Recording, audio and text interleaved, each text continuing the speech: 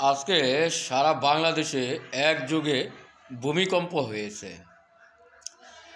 এতে দেখতে পেলাম যে বিল্ডিং থেকে দেয়ালে পড়ে গেছে, ভূমিকম্পের কারণে দেয়ালের নিচে পড়ছে মানুষ, এতে মানুষ নিহত হয়েছে।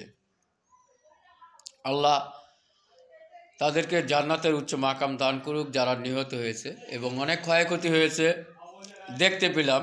আর আমাদের ঢাকা শহর তো একটি অপরিকল্পিত কোনো বিল্ডিং বানাবে কোনো প্রকৌশলীর দ্বারা, তো ইঞ্জিনিয়ার দ্বারা, তো পরীক্ষিত সয়েল টেস্ট ছাড়াই অনেক বিল্ডিং আছে।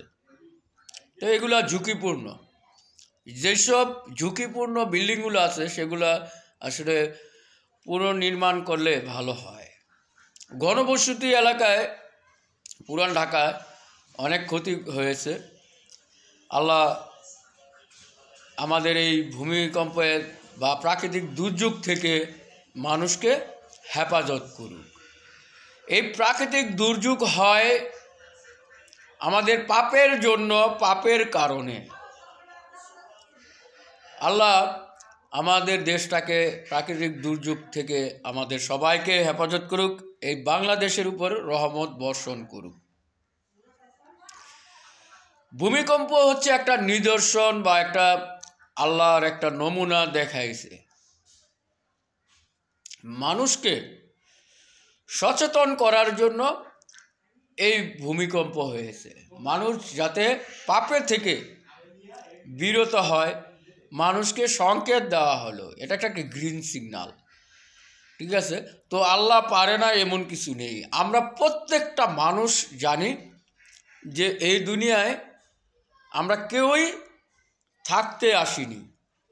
আমরা প্রত্যেকটা মানুষকেই মৃত্যুর স্বাদ গ্রহণ করতে হবে। আবার এটাও জানি এই দুনিয়া ধ্বংস হয়ে যাবে।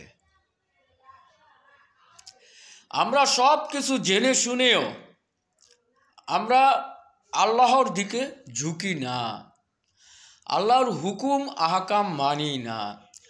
ক্ষমতা ক্ষমতা ক্ষমতা ক্ষমতার দরকার, ক্ষমতার দাপটে অনেকেই অনেক অন্যায় করে ফেলতেছে, অনেকে জুলুম নির্যাতন করতেছে। একটা সামান্য মশার যে আল্লাহর ইশারায় চলে, সেরকম পর্যন্ত আমাদের কোনো পাওয়ার নেই।